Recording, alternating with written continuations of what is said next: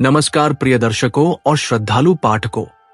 राजगण राममय जीवन चैनल के सभी दर्शकों का एक बार फिर हृदय से स्वागत और अभिनंदन है। आज हम जिस विषय पर गहराई से विचार कर रहे हैं वो विषय केवल आस्था का नहीं बल्कि चेतना, संस्कृति और आत्मिक विज्ञान का है।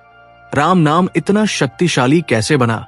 राम नाम का वास्तविक अर्थ क्या है और इसकी उत्पत्ति का समय क्या है? राम नाम को समझने के लिए हमें सबसे पहले ये स्वीकार करना होगा कि ये केवल एक शब्द नहीं है, ये एक जीवित चेतना है जो हजारों वर्षों से मानव मन के साथ चल रही है। जब मनुष्य ने बोलना सीखा, जब उसने भय, आशा, प्रेम और पीड़ा को शब्द दिए, तभी कहीं ना कहीं राम का बीज चेतना में पड़ चुका था। वैदिक काल में जब ऋषि ध्वनि और नाद पर प्रयोग कर रहे थे, तब उन्होंने अनुभव किया कि कुछ ध्वनियां ऐसी हैं जो मन को तुरंत शांति देती हैं, और उन्हीं ध्वनियों में से एक है राम। संस्कृत की धातु रम का अर्थ है रम जाना, ठहर जाना, आनंद में स्थित हो जाना। अर्थात जहां मन भटकना छोड़ दे वही राम है। राम नाम की शक्ति का मूल कारण यही है कि ये मनुष्य को बाहर से भीतर की यात्रा पर ले जाता है। ऋग्वेद में राम शब्द का प्रयोग सुख, आनंद और विश्राम के अर्थ में मिलता है। यह संकेत करता है कि राम नाम की चेतना भगवान राम के अवतरण से भी पहले मानव सभ्यता में मौजूद थी। त्रेता युग में जब भगवान राम का अवतार हुआ, तब इस नाम को एक जीवंत चरित्र मिला। ऐसा चरित्र जो मर्यादा में जीता है, संघर्ष करता है, कष्ट सहता है और फिर भी करुणा नहीं छोड़ता। यहीं से राम नाम केवल ध्वनि नहीं रहा बल्कि जीवन जीने की विधि बन गया। राम नाम इतना शक्तिशाली इसलिए बना क्योंकि इसे केवल पूजा तक सीमित नहीं रखा गया। राम को राजा होते हुए भी वनवासी बनाया गया ताकि आम मनुष्य उससे जुड़ सके। पिता की आज्ञा मानने वाला पुत्र, पत्नी के प्रति समर्पित पति, भाई के लिए आदर्श भ्राता और प्रजा के लिए न्यायप्रिय राजा। राम नाम इन सभी मूल्यों का प्रतिनिधि बन गया। जब कोई राम कहता है तो वह केवल भगवान को नहीं बुलाता, वह सत्य, मर्यादा, धैर्य और त्याग को स्मरण करता है।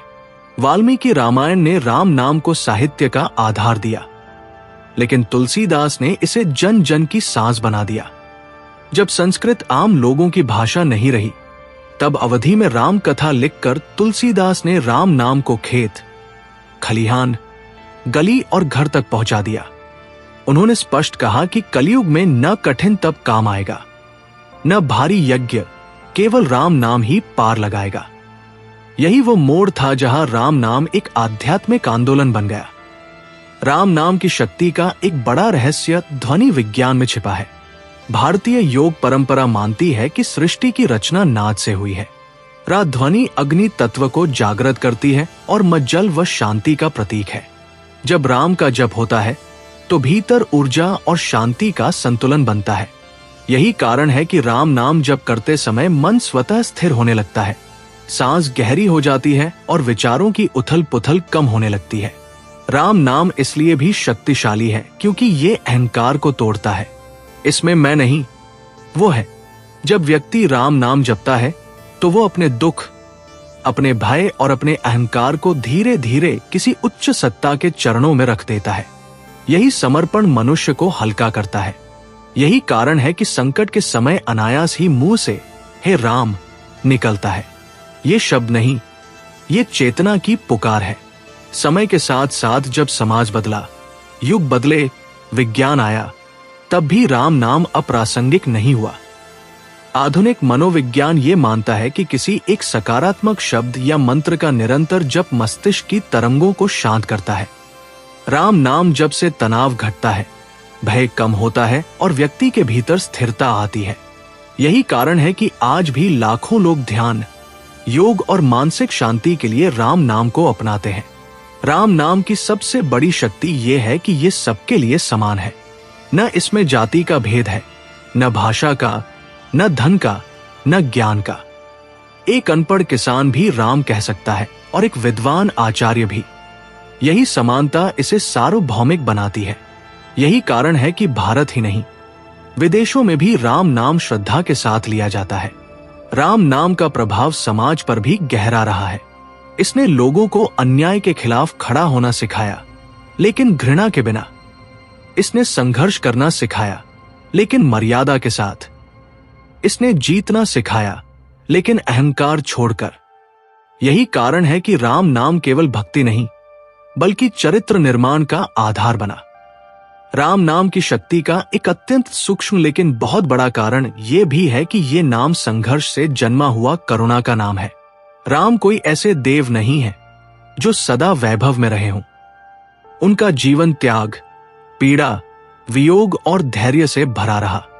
पिता का वचन रखने के लिए राजपाट छोड़ना, वनवास में कष्ट सहना, पत्नी का अपहरण, युद्ध की विवशता और फिर भी अंत तक मर्यादा न छोड़ना, ये सब राम नाम को केवल पूजनीय नहीं बल्कि विश्वसनीय बनाता है। मनुष्य उसी नाम से जुड़ता है जिसमें उसे अपना प्रतिबिंब दिखाई देता है। राम नाम में हर मनुष्य अपने दुख का उत्तर पाता है। राम नाम इसलिए भी शक्तिशाली बना क्योंकि ये केवल व्यक्तिगत मुक्ति का मार्ग नहीं दिखाता, बल्कि सामूहिक चेतना को भी जोड़ता है। भारत में जब कोई संकट आता है तो व्यक्ति अकेले नहीं जूझता, वो राम को साथ लेकर चलता है। राम नाम ने समाज को यह सिखाया कि अकेले व्यक्ति कमजोर हो सकता है, लेकिन साझा आस्था उसे मजबूत बना देती है। यही कारण है कि राम नाम यात्रा बन गया। रामायण की कथाएं, कीर्तन, भजन, रामलीला, ये सब केवल धार्मिक आयोजन नहीं बल्कि सामाजिक एकता के सूत्र बने। राम नाम का प्रभाव भाषा और साहित्य पर भी पड़ा। संस्कृत, अवधी, ब्रज, हिंदी, मराठी, तमिल, तेलुगु, हर भाषा ने राम को अपने ढंग से अपनाया। नाम वही रहा, भाव अलग अलग रूपों में प्रकट हुआ। यह लचीलापन भी राम नाम की शक्ति का बड़ा कारण है। जो नाम हर भाषा में ढल जाए, हर संस्कृति में रच बस जाए, वो सीमित नहीं रह सकता, वो कालातीत बन जाता है। एक और गहरा रहस्य यह है कि राम नाम कर्तव्य और भक्ति के बीच सेतु बनाता है।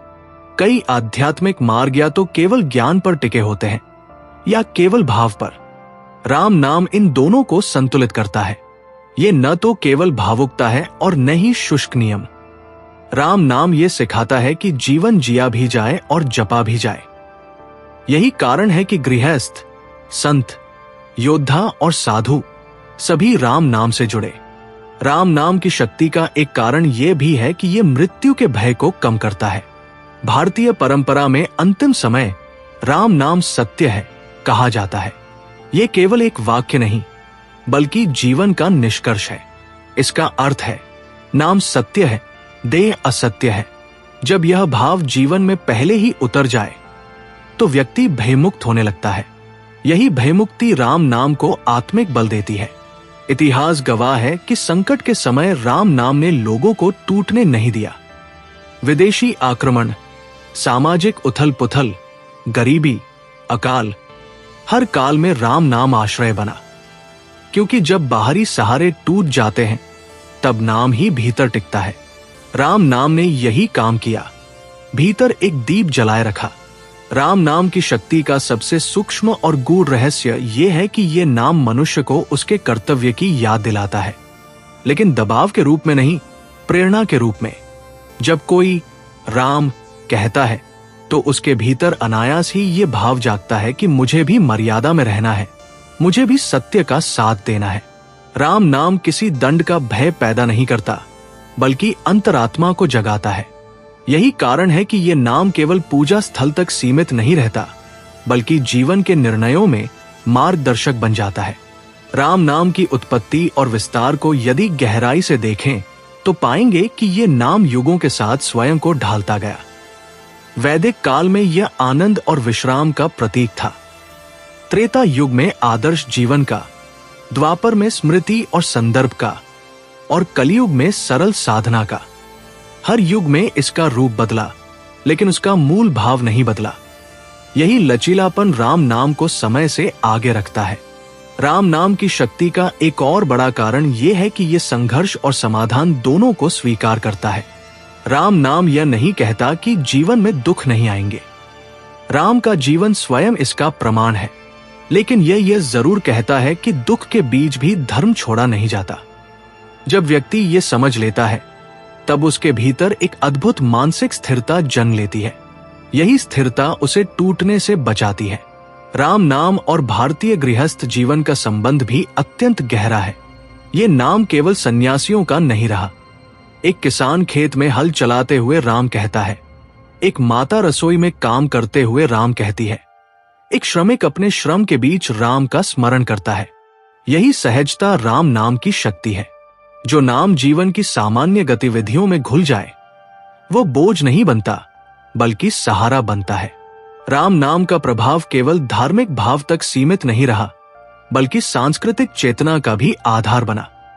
रामलीला, भजन, कीर्तन, कथा, इन सब के माध्यम से राम नाम ने पीढ़ी दर पीढ़ी संस्कारों को जीवित रखा। जिन मूल्यों को किताबें नहीं सिखा सकी, उन्हें राम नाम ने कथाओं और गीतों के माध्यम से मन में उतार दिया। यही कारण है कि पढ़ा लिखा न होने पर भी व्यक्ति राम के चरित्र को समझता है। राम नाम की शक्ति का एक कारण यह भी है कि ये अहंकार को धीरे धीरे गलाता है। इसमें कोई प्रदर्शन नहीं है, कोई दिखावा नहीं है, न इसमें ऊंचे शब्द है, न कठिन मंत्र, बस एक नाम, राम। ये सरलता मनुष्य को झुकना सिखाती है, और जहां अहंकार झुकता है, वही करुणा जन्म लेती है। यही करुणा राम नाम को शक्ति देती है। यदि हम इतिहास की ओर देखें, तो पाएंगे कि जब जब समाज दिशाहीन हुआ, तब तब राम नाम ने उसे कोई न कोई आधार दिया। कभी राजा राम के आदर्श के रूप में, कभी भक्ति आंदोलन के स्वर में, कभी लोकगीतों में और कभी जन आंदोलनों में। राम नाम ने सत्ता से अधिक चरित्र की शक्ति को महत्व दिया। यही कारण है कि यह नाम शासकों से अधिक जनता के हृदय में जीवित रहा।